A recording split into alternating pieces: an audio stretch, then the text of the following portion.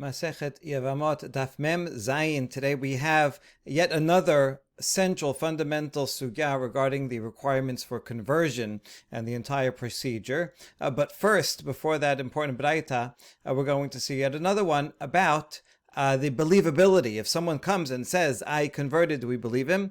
And then we're going to see a second, the opposite case. If someone comes and says, my conversion was not valid, I am not Jewish, do we believe him?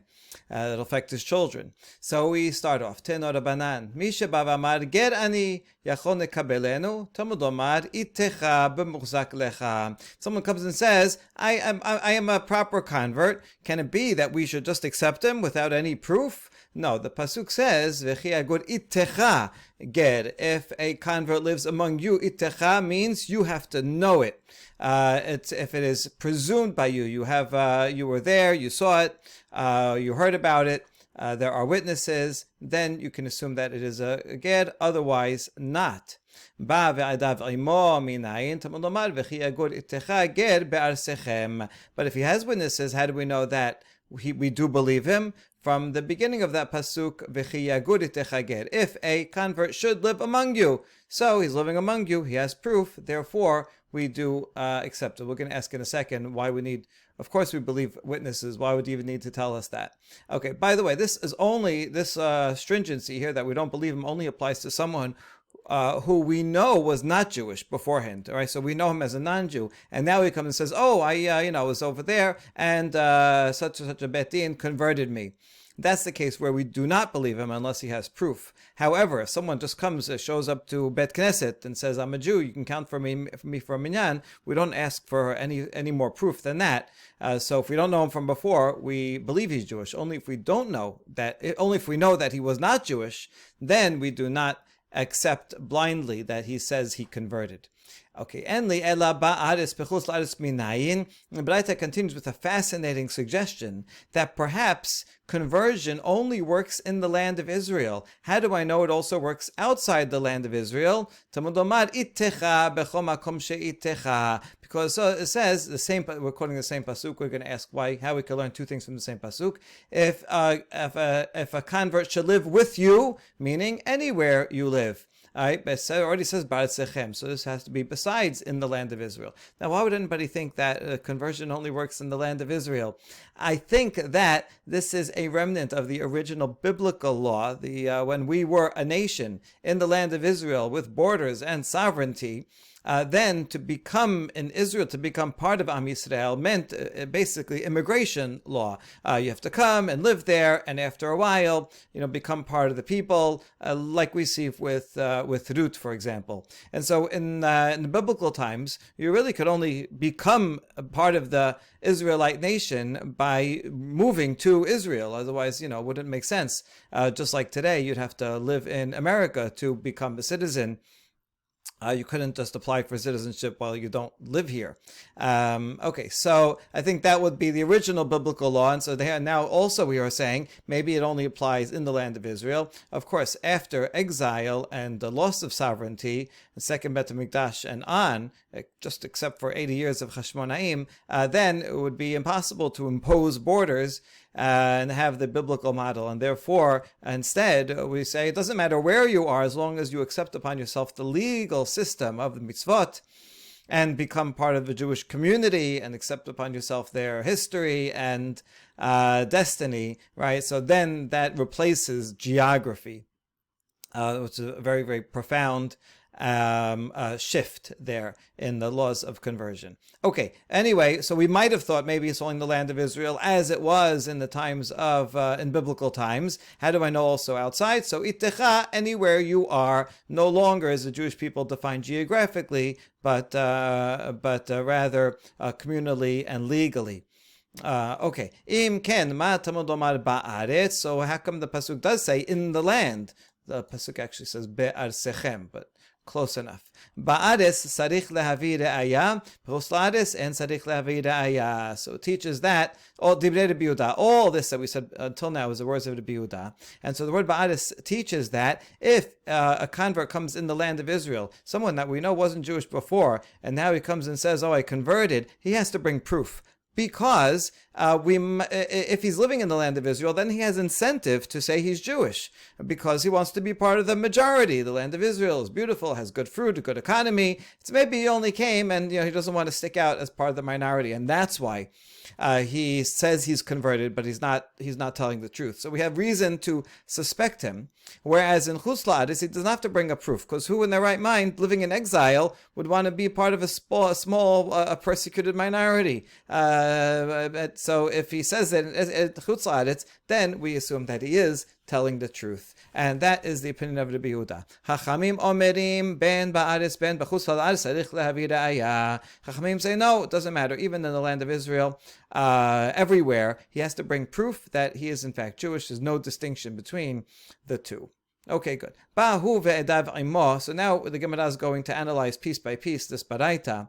Kedad lamali. Why do I need a proof from a pasuk that I believe witnesses? Of course, anyone who comes with witnesses for anything, we believe them. Amar sheshat amri shamanu shnitkayer bebetin shel peloni sakat etachamina lo lehem naihu kamash malan. Has come to teach us that even in this case we would even believe hearsay testimony. These two witnesses, obviously, if they came and said we were there in Bet Din, we saw the conversion process, they would be believed. But even if they say, we weren't there, but we heard that this person did in fact convert, right? This is a confirmed rumor.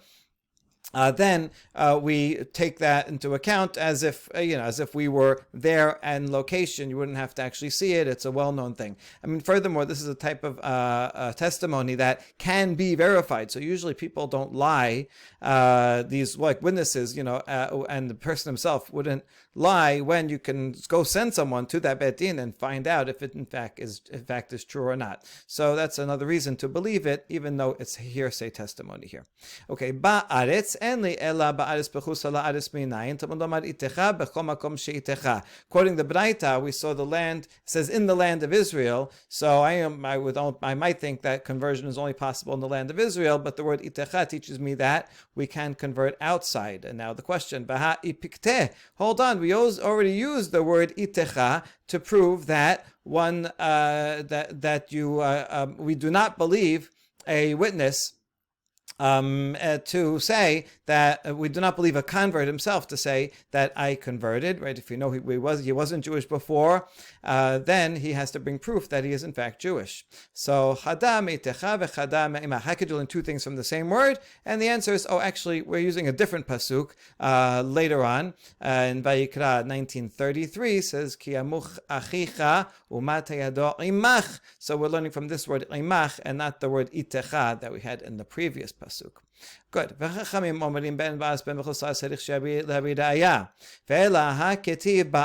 Now back to the sages who say you have to bring a proof no matter where you are. Now, what do they do with the word ba'aretz? You see, the Yehuda needed the word ba'aretz to teach me that one needs to bring proof only in the land of Israel, but not outside. So that's what Rabbi Yehuda uses the pasuk for. But Chachamim say you have to bring proof everywhere. So what does he need that word ba'aretz for? Haketiv. Oh,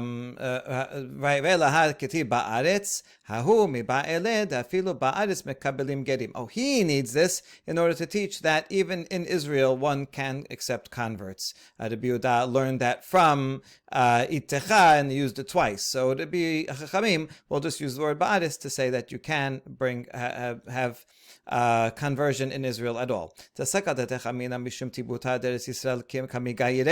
We might have thought maybe the person is only converting because of the beautiful fruit, the great economy that's in Israel. This applies amazingly nowadays, where Israel is a much better economy than most countries. And lots of people would love to come and immigrate and become Jewish so that they can immigrate under the law of return. So this is in fact true today. So therefore, we might think that only that people are converting because of the bounty of the land of Israel, they are converting. And nowadays, this is in Talmudic times when Israel was run by the Romans, and it was not a great thing for a Jew to live in Israel, and not the best economy in the world. So even now, we still might have thought that people are coming for ulterior motives, because in in the land of Israel, there is the law of leket shecha and pe'ah ma'aser sheni, all these gifts to the poor. If you forgot two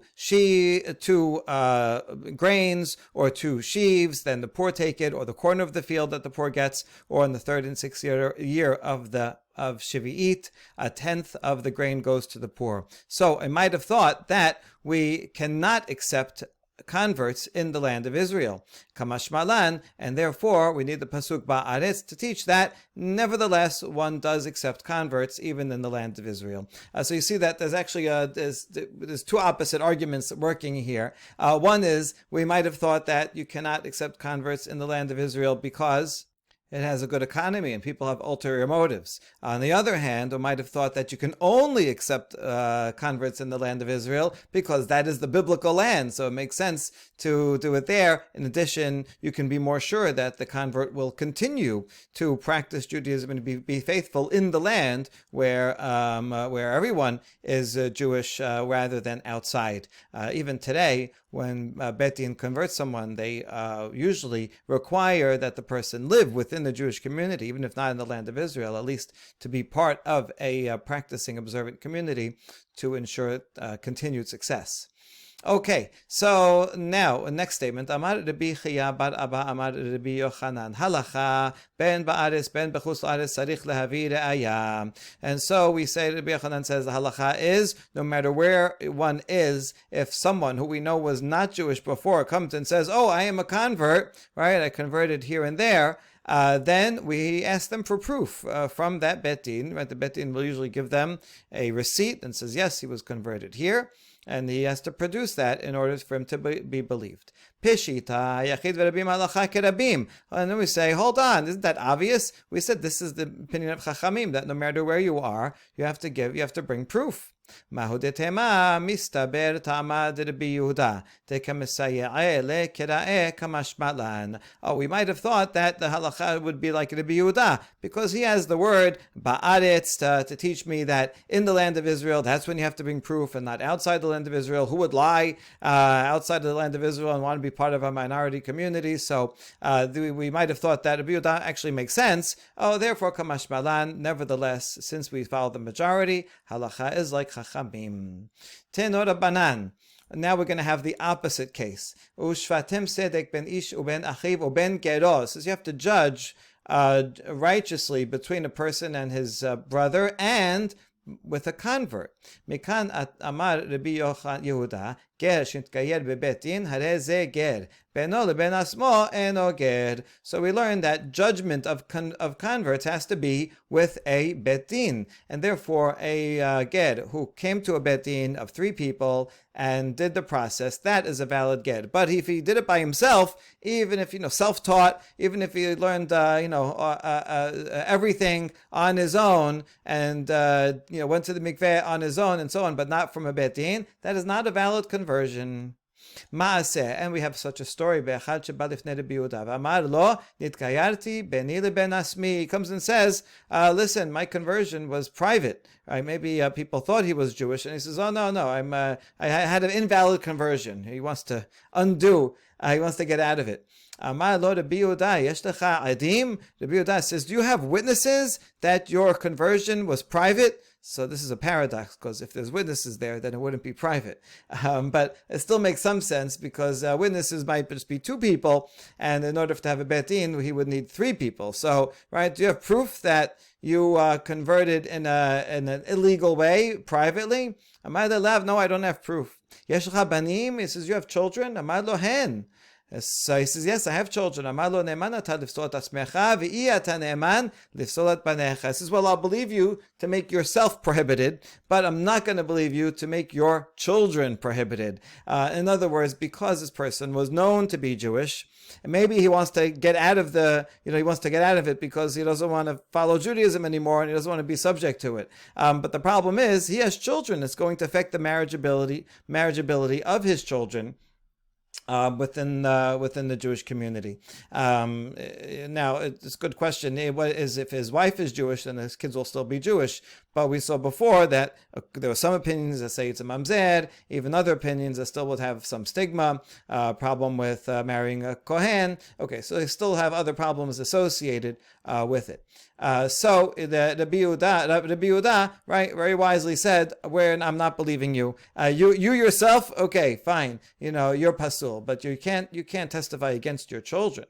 Okay. Yomi amar Rabbi Yehuda abanim lo meheman. Now we have a question. Did Rabbi Yehuda really say that a person is not authorized to testify about his own children? We have in the Baraita here that he says we are. V'hatanya yakir yakirenu la'acherim. So this pasuk is talking about a person who has two wives, one he loves, one he does not. So he has to give the double portion to the bechor, even if it's from the ben hasinua. Ki et habechor ben hasinua yakir. Yakir means he recognizes. We learn from here that whoever the father recognizes, the father knows who is the firstborn and who is not, and he is believed. Doesn't have to come and bring proof from their birth certificate which one was born first. He can identify who is the firstborn to others. Mikan amar Rabbi Yehuda ne'eman adam lomar ze b'ni bechor. So Rabbi Yehuda learns from this that a person is believed to say, "This is my bechor." Uchshem shene'eman lomar ze b'ni bechor kach ne'eman lomar b'ni ze ben girushahu or ben chalusahu. And so too, Rabbi Yehuda continues, since he was believed for positive things to say, "This is my firstborn," if he's a kohen, the father is also believed to say, "Oh, listen, this child was the result. I was with a girusha, who a kohen is not allowed to be with, or a chalutza, who a kohen is not allowed to marry, and therefore this child will be a halal midoraita v'girusha midrabanan v'chalutza." And we believe the father. And what do we learn from that? We learn it from here. From Bechor. That's Rabbi Yehuda. So according to Rabbi Yehuda, a father is believed to testify that he did something wrong, causing his children to be problematic. Hachamim omerim eno ne'aman. It's Hachamim there that say that we do not believe him. So now we have a contradiction between the Rabbi Yehuda and in our case and regarding a convert, and Rabbi Yehuda in this case regarding being a kohen. Kohen married to a divorcee. Amar Rav Nachman bar Yitzchak, Hachika amar lidvarecha goy ata ve'en adut legoy. Rav Nachman bar Yitzchak gives one answer. We're going to see two answers. And Rav Nachman bar Yitzchak answer says, we, according to your own testimony, you said your conversion is invalid, therefore you're not Jewish. Since you're not Jewish, we don't accept your testimony, right? And edut legoy is no testimony for a non-Jew. And therefore, we do not accept your testimony, for sure not about your children. You're not even Jewish, so why should we accept your testimony that your conversion was invalid? So this is a fantastic paradox, right? It's like saying, I am a liar, or this sentence is false. If it's true that this sentence is false, then the sentence is false, and therefore it is not true that the sentence is false, therefore that is true. So the same thing with this guy, right? He says, he comes, we think he's a Jew. He says, it's invalid conversion. So if we believe him, then that means he was not Jewish, but he is never a Jew, therefore he's not a Jew. So therefore we don't accept his testimony. We don't accept his testimony, and therefore it goes back to the chazakah that we thought he was Jewish, and therefore he is Jewish, and his children are Jewish. Okay, so that's Rav Nachman bar Yitzchak. This would apply only if he says I'm not Jewish. If he says I'm a kohen and I married a girusha, he still believed regarding that, because that doesn't make him not Jewish. All right, that's answer number one. And therefore, the children are fine. We do not accept his testimony. And with regard to his children, that explains Rabbi Yehuda's Pesach. Ravina amar another answer. Hachi ka'amar le. Yesh lecha banim. Hen, yesh lecha bnei banim, hen. Other thing is, the Ravina's answer is that he continued his questioning of this convert and said, "Do you have children?" He said, "Yeah." "Do you have grandchildren?" He said, "Yes." Amar le ne'eman ata lifsol banecha ve'en ata ne'eman lifsol bnei banecha. He says, "Okay, we'll believe you for your sons, because right here we have even ben Gerusha, according to the Yehuda, we do believe him for his sons. But that will then taint your grandchildren, and you don't have a right. A grandfather does not have any special ability, right, to be believed to say something negative about his grandchildren, and therefore the grandchildren are fine, and it seems that in order for the grandchildren to be fine, the children also have to be fine. So therefore, we're not going to accept your testimony regarding your children, because that will affect your grandchildren, and you have no right to be believed regarding them. Okay, so that would be the difference here. Yes, if we just talked about children, like in this baraita, then we would accept him. But the difference is here there are grandchildren. Nafkamina between Rabbi Nachman ben Yitzchak and Ravina is if there are no grandchildren. All right, a person just has sons. So according to Ravina, we would believe him. According to Rabbi Nachman ben Yitzchak, we would not believe him because he's still making himself not Jewish and therefore not a valid ed. Good. Tanya Namehachi. We have a baraita that supports the opinion of Ravina. Rabbi Yehuda Omer, Ne'eman Adam Lomar al beno katan ve'eno ne'eman al beno hagadol. A person is believed regarding his minor son, but not regarding his adult son. What does that mean? V'amar Rabbi Chiya bar Abba, amar Rabbi Yochanan, lo katan mamash, ve'lo gadol mamash, ela katan ve'yesh lo banim zehu gadol ve'en lo banim zehu katan. This is minor or major. It's not talking about the actual age, because what difference would that make? So not actually a minor, not actually an adult, but rather a minor and who has children. That's what we call an adult. And an adult, if he has no children, we're calling him a minor. The point is that for the Yehuda, we accept testimony of a father to say something negative about his children only if the child is himself does not have children, and therefore is called Katan. Usually Katan doesn't have children. Whereas he is not, but we do not believe the father regarding his children if he has grandchildren. And that's what he calls Gadol, and this supports the logic of Ravina. All right, even though we have a Braita, like Ravina, nevertheless we say V'hilchata kevated Rav Nachman bar Yitzchak. The halacha follows Rav Nachman bar Yitzchak, according to which if even a person does not have grandchildren, if he comes and says, "Oh, you thought I was Jewish? No, I had an invalid conversion," even if he has no grandchildren, we reject his testimony for his children, and his children are just fine. We still consider them Jewish. And we ask, hold on, you have a Braita supporting Ravina, so why don't you follow that? No, no, this Braita was only talking about the Yakir case. If a person says, my child is a Bechor, this one is a Ben Gerusha, in that case, we believe him regarding children, but not grandchildren. But when it comes to conversion, we don't believe him at all, not even for children. All right, and that ends the topic of believability. And now we get to the central sugya about the process of conversion. We're going to have a Braita, and then we're going to analyze each section of the Braita again. תנו רבנן, גר שבא להתגייר בזמן הזה אומרים לו, מה ראית שבאת להתגייר? אי אתה יודע שישראל בזמן הזה דבויים, דחופים, סחופים, ומטורפים וייסורים באים עליהם. So if a convert comes and applies to the Bet Din for conversion, so the first thing we ask him is what is your motivation? Why would you want to come and convert? Don't you know? Haven't you read the newspapers that the Jewish people at the present time are anguished, suppressed, despised, harassed, hardships come frequently upon them, right? And you want to join this group and take upon yourself all of this hardship? If he says, yes, I do know, and I am unworthy to be part of the Jewish people, even with all the hardships, it would be an honor for me to join. In that case, we accept him immediately.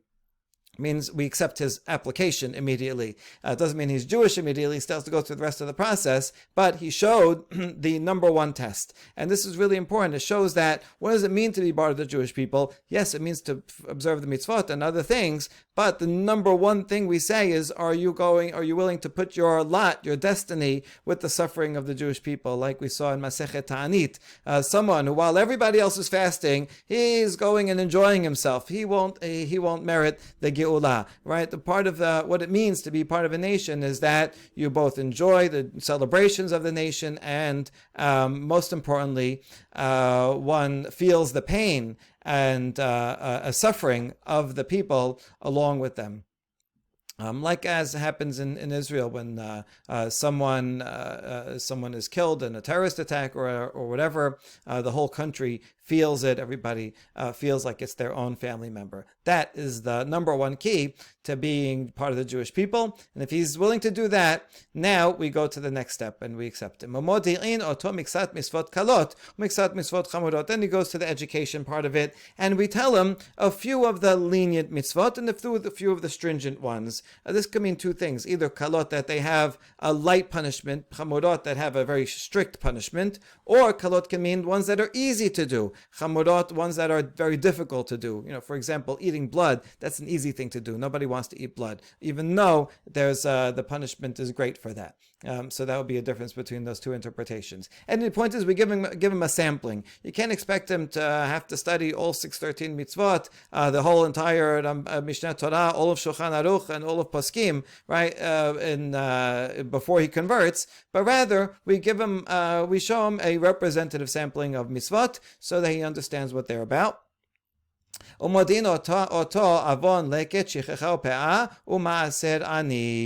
also, in specific, we tell him the laws regarding and the sin that would happen if one does not give the gifts to the poor, the forgotten gleanings, the forgotten sheaves, the corner of the field, and the tenth that goes to the poor. Maybe the point of this is that we want to especially emphasize the ben adam la chavero, as well as not only ben adam la makom. Modi'in oto onshan shel misvot. We also tell him the punishment, right? Once one converts, he or she is responsible for the mitzvot and can get punished. אומרים לו, הווה יודע שעד שלא באת למידה זו, אכלת חלב, יהיה תענוש כרת. חילת השבת, יהיה תענוש סקילה. ועכשיו, אכלת חלב, ענוש כרת. חילת השבת, ענוש סקילה. Right, you should know, until you come to this status to be converted, you are allowed to eat the forbidden fat, and you wouldn't get a punishment of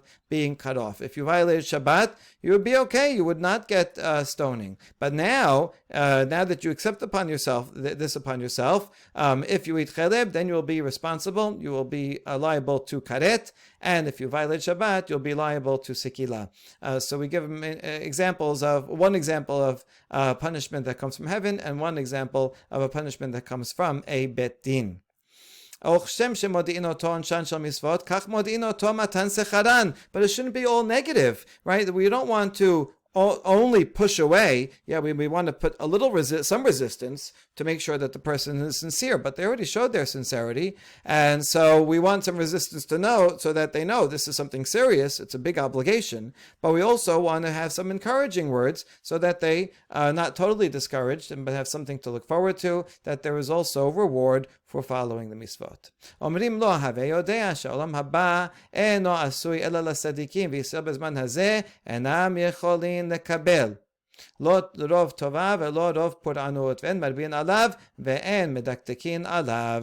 And you should know that the world to come is granted to tzaddikim, and therefore this is some encouragement to come and join and be righteous, to receive that reward. And you should also know that the Jewish people at this time cannot receive all the good nor all the bad. In other words, we're a small people, minority. We're not going to be the richest, most abundant, most successful nation. But don't worry, also on the other side, we have a guarantee we will never be wiped out. There will always be a remnant, and so it won't be so bad. No, it won't be so great. It won't be so bad. But so therefore, don't worry about the extremes. Things will be okay. And we don't overwhelm him with a lot of threats and negative things, and we don't not so exacting about every detail of the laws, but rather give the sampling, give an overview, some warning, some encouragement, and that is sufficient. Rambam interestingly adds a whole philosophy portion. You have to tell him what it means that God is one, right? Because for Rambam, all these are the essential to proper avodah and proper belief. And so you have to do some of those perakim in Hilchot Yesodei HaTorah, because otherwise, what is this? You have to know what this new God that you're accepting upon yourself, what does it mean, and not have idolatrous thoughts when one is converting. Okay, the Gemara doesn't say anything about that, but Imam says, obviously, one would have to know that. God does not have a body, and so on. Okay, Kibel. Malin oto miyad. If he accepts all these, then immediately we do Brit Milah. If we see that the Brit Milah was not done fully, maybe he had one when he was younger, or maybe this time around, we see that in order to do Brit Milah properly, all of the skin and the membrane under the foreskin have to be removed from the crown and up. And so if there are still some shreds of skin there, then he has to finish it off and do another procedure. Once the convert, if he's a man, is healed, then we immediately take him to the mikveh. Some ask, well, why do it this way? Why not do mikveh first and then do Brit Milah afterwards? And that way there won't be any waiting period in between. So number one could be that you have to do it in this order. Brit Milah has to be first, and then only then Tevilah. Or Ramban says it could go in the other order. We don't want to do mikveh first, and then he's going to come to Brit Milah and say, "Oh, that's painful. You know what? I'm out." If he's going to not continue, we want to know that up front, and so we do Brit Milah first to give him an opportunity at first to say, "Oh, this is too painful. I don't think I want to do this." Once he does that, then the hard part is over. Then he does Brit Milah second, so it's more for a practical, psychological concerns. All right, so then we do the Tevilah. Ushne Talmidei Chachamim omedim al gabav. Two sages will stand upon him, meaning watch him as he goes to the mikveh. Here it's two, which sounds like why two? We saw three before. The Gemara will resolve that. And these two will tell him repeat some of the sampling of the lenient mitzvot and the stringent mitzvot. Even though they did that before during the education process, they'll just do a quick conversation while he's in the mikveh and they are standing nearby, in order to affirm right now, as he's about to complete the process, that yes, he's accepting upon himself the responsibility for the mitzvot. Once then he goes and dips in the mikveh, he is a full Jew for all matters. Very good. Isha nashim moshibinota b'mayim ad savara. If the convert is a woman, then the woman other women attendants will go and put her in the water up to her neck and make sure she is there. And here you still need these two sages. The Gemara is going to change this to three. It could be maybe the three were beforehand during the education process. The three interviewed her and said yes, she's willing to do it. Maybe for this small education process is only two. In any case, the Gemara is going to change this to three. So these 2 or 3 men, they would not be appropriate for them to be standing above her, near her, like it would be for a man. So instead, they stand outside. And but they can still hear each other, and they would have this short conversation and say, are you willing to accept upon yourself the sampling of mitzvot? And she says yes, and then she will dunk. Whether it be a convert or a Eved Kana'ani who goes free, also has to go to the mikveh. So convert is what we've been talking about this whole time. Eved Meshuchrar, although he already goes to the mikveh before, when he becomes an Eved Kana'ani and does Brit Milah then. But once he's free, then he has to go through a shorter process.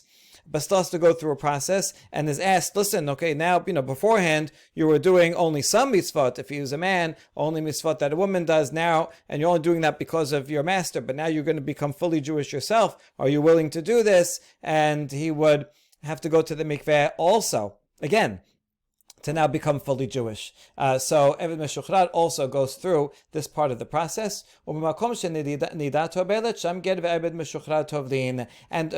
need a kosher mikveh, the same laws that are requirements for a nidah, also for a convert and for a Canaanite slave who now is becoming free. They have to use a kosher mikveh. And anything that is considered an interposition in tevilah. If someone's wearing some tight clothing or has something on them that the water cannot touch their skin directly, that will be true for the convert and for the freed slave and the nidah as well. So this is therefore the get has to go through the same cleaning process that a nidah would have to go through. Okay, that's the end of the Braita. Now we're going to analyze a few of its parts. Mar mor ger shabalit ger mimdo mar ita shabalit gayer. Modin to mixat misvot kalot mixat misvot chamurot. So we interview them and we tell them we ask them, are you sure this is the Jewish people is downcast nowadays? And we tell them some of the sampling of the mitzvot. My tama, why? Di parish nifrosh, so that if he does not willing to do it, then he'll withdraw his application. We want to make sure that he's sincere, he knows what he's getting into. Damar Rabbi Chelbo, Kashim Gerim Lisel Kesapachat, Kedichtib, Dichtib, V'nirvaha Ger Alehem Nispechu Al Bet Yaakov. And so we want him, if he really is not going to be sincere, then we want to push him away. Because Rabbi Chelbo says that converts are as harmful to the Jewish people like a leprous scab. Imagine a body that has a scab on it, it's very painful. So too, the Jewish people is like a body, and a convert was going to be harmful to them. As the pasuk in Yeshaya says, convert shall join himself with them, and they'll cleave. And nispechu has a similar word to sapachat. Okay, why does he say it's so negative? There are a lot of other statements throughout Talmud that say positive things about it. There's also some negative things said about it. So why would it be negative? Well, because there's lots of different opinions, but one is that the convert may not be sincere and may not be committed, and then they're going to join the Jewish people, but not going to observe mitzvot. They're going to be a bad example, and they may even use their insider status in a negative way to attack or do negative things to the Jewish people and generally be a bad influence. So we want to really make sure, if they are sincere and they continue and are committed to mitzvot and help Jewish people, then certainly that is a good thing. Just sometimes that is not true. Okay, and we tell them these particular laws about giving to the poor. My tama, what's special about these? Well, so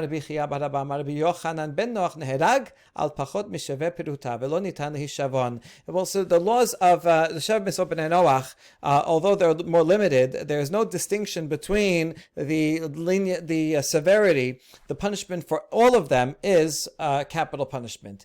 And if including for stealing, and in the case of stealing, even for less than a peruta. In halacha, for Jews, less than a peruta is not considered anything. Nobody cares about it, something that's less than the smallest denomination.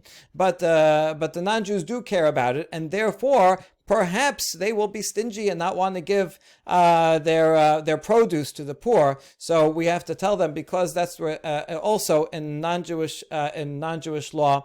There's no way to, if someone does steal, they can't just return it and then be okay with it. In Shev Misot B'nai Noach, there's no way to do teshuvah simply by returning it. And so you get the punishment either way. Okay, the point here is that the non-Jew may be unwilling to part with this money for the poor, and so therefore we have to let them know, listen, you're going to have to give all these gifts to the poor.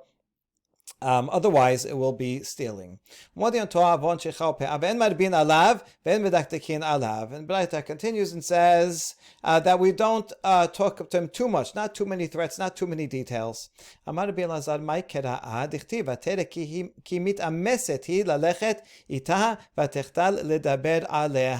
it from Megillat Ruth, where Naomi first discourages her daughters-in-law from coming with her. She's going to return to Israel. But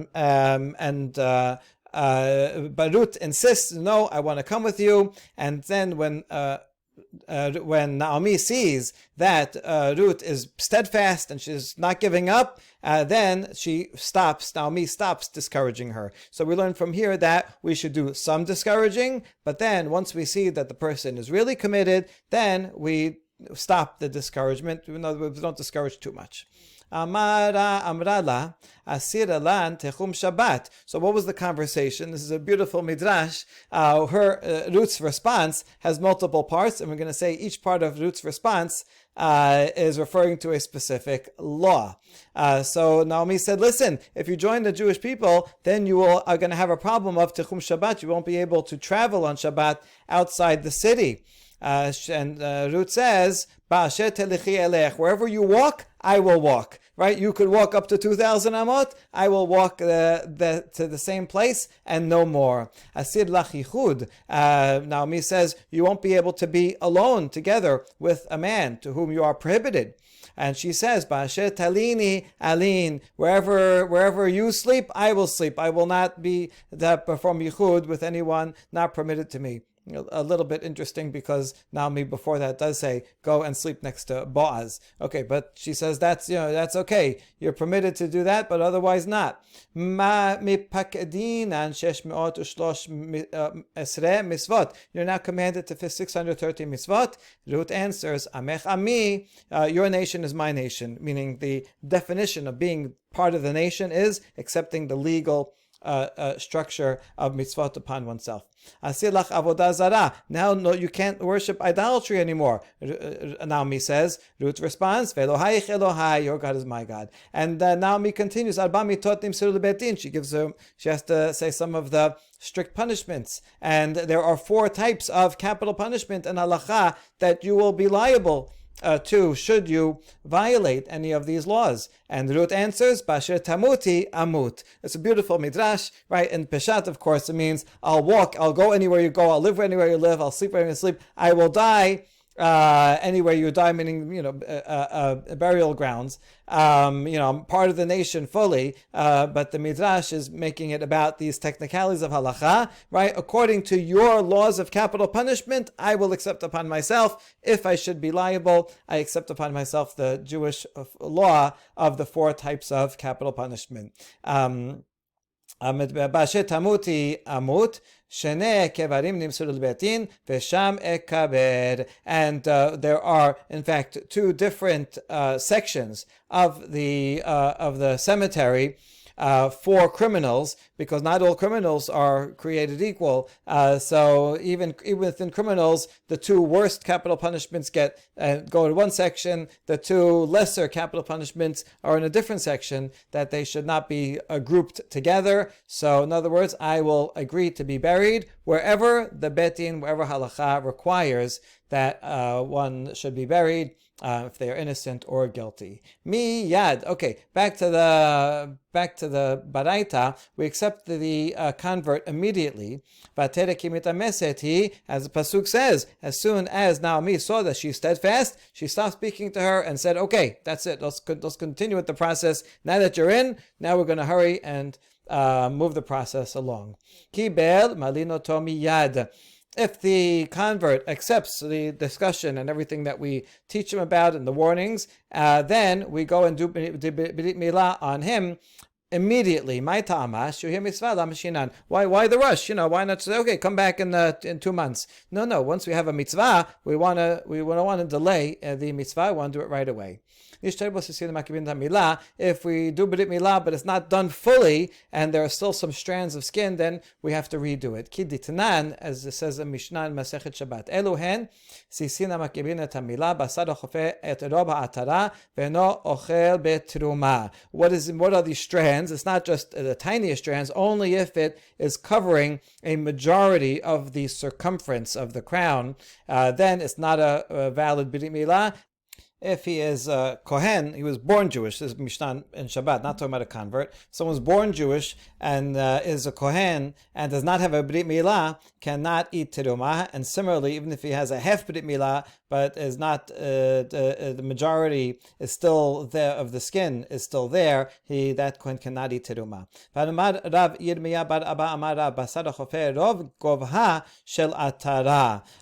Rav explained that this is not only the majority of the circumference that is a problem, even if the majority is removed. But there is one strip that goes up the majority of the height from the crown to the tip. Then that also is an invalid circumcision and must be removed. Once the person is healed from his circumcision, then he goes to the mikveh immediately. Oh, he has to be healed first and not before. What's the reason? Because water will not be good for the wound. You want to make sure it heals, and being in the water may open up the wound. And so we need two sages to be present, standing nearby. Hold